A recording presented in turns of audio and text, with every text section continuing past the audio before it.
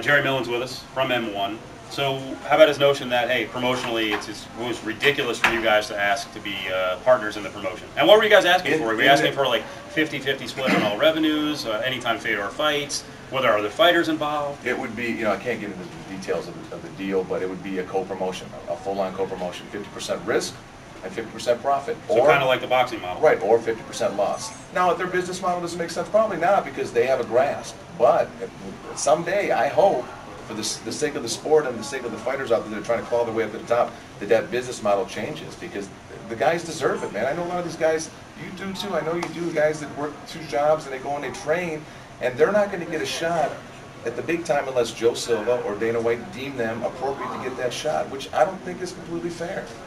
You're very composed here. I've heard clips on Pharrell when you're going nuts. Well, is that because Pharrell's feeding you? Scotty's like, Jerry, well, how do you feel about this guy? Does he get you going? Yeah. Well, Pharrell's had a little beef with Dana White too. So there's a little venom with Dana, Yeah, I mean, everybody's got beef with Dana. Some people will go public with it. Other people get paid by Dana, so they keep their beef with Dana private, and they tell me what they think about Dana. People that work for him, actually. All right. Look at you. You have the moles in there. Oh, there's a lot of moles in the UFC. Believe me, not everybody loves Dana White as much as they publicly say they do. Your reaction, I think you came up to me at a Strikeforce event, maybe it was like 3 events ago, and I forget what you said. I think you were a little heated because we had Dana White on, and Dana said he had challenged you to a fight and he was ready to go. Well, he challenged me to a fight, but it was by his rules. It would be boxing. I said, I'd fight you. 2 things. First, you got to get the okay from Lorenzo, because everybody knows Lorenzo owns Dana. Because everybody knows Lorenzo bought the UFC, brought Dana, the ex-aerobics instructor, in, and gave him 10%. That's a given. So I said, you got to get Lorenzo's okay. Number 2, I have children to feed. I'm not going to risk my job at M1 for some promotional stuff with Dana that he probably wouldn't show up to.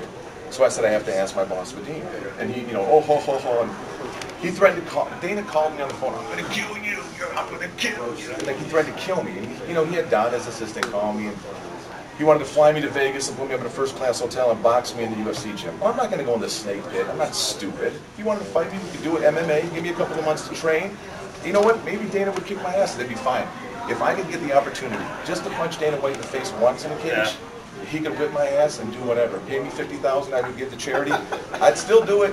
Just one shot to punch him in the mouth. But he said he wouldn't fight in MMA because he would kill me in MMA. He would only hurt me in boxing. I think maybe he's afraid of getting choked out. Plus, Dana's getting a little fat. I don't know if you've seen me lately.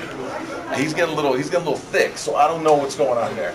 Steve, I don't want to get you in any trouble, but you're not going to get me in trouble. But no, I was going to say, as I sit here, bottom line is, why are we fighting? That's the funny thing about this, because it does start to reek of boxing in some ways, where you don't ever want to have a situation where it's Arum and King and it ruins the sport for like 15 years. Honestly, I'm not fighting. When I was with Pride, he came at me personally, about my sexual orientation. I have 3 children. Believe me, I'm very secure with my manhood.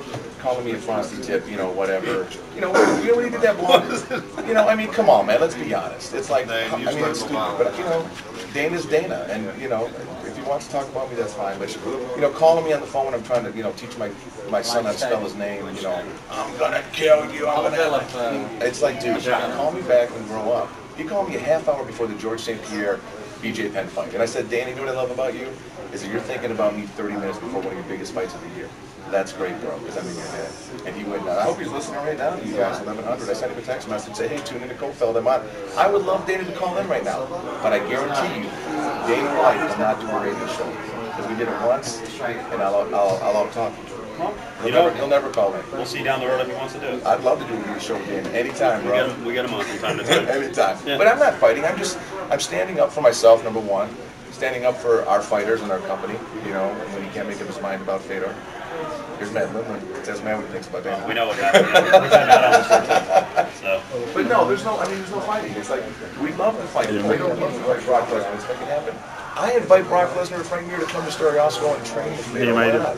If you want to fight him, you can't get paid a couple million to do it, but you really want to fight him, come to Stereosco. Frank Mir actually made a comment. He wanted to feel what it wants to feel what it felt like when we punched in the face by Fedor. Because he feels cheated. He can't fight him.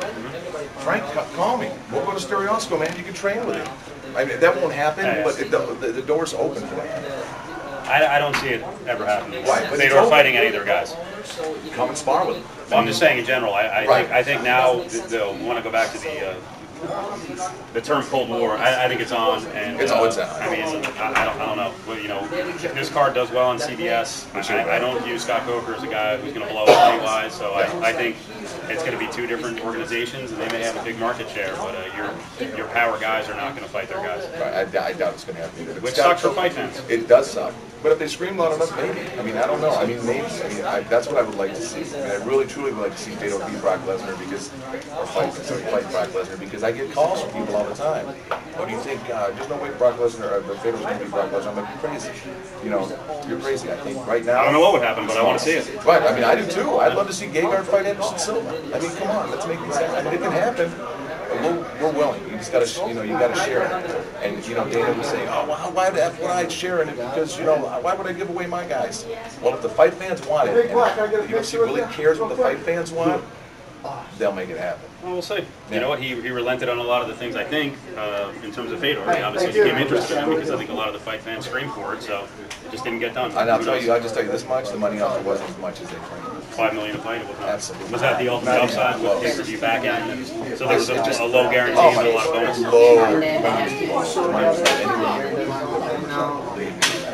And you got the money. He wound up getting the money from Frank. Appreciate it. Thanks for that. You know what? I give you a lot of credit, Steve.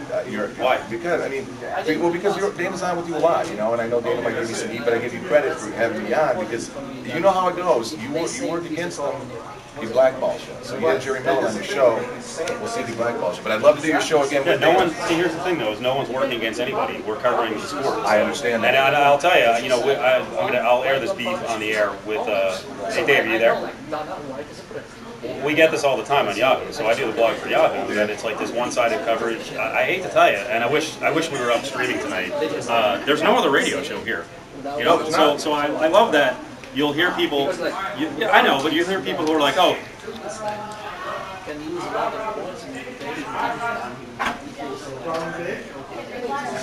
Right. And you know, for all the people out there, I travel a radio show to these events, so there's no one side or the other. So I just want to see a good fight, and I have my opinions. I have my opinions on both promotions and fighters and all that. So no one's getting in trouble, and that is the problem. Is that there's a perception that see the day that everyone kind of, and you know what good about the NFL, the NBA too, but the day that people look at you heard me? down the middle. I think most of it is. I think a lot of it is MMA. Oh, for sure. More coverage of all organizations. Thank you. I mean, putting me on is a risk. It is. I mean, it is.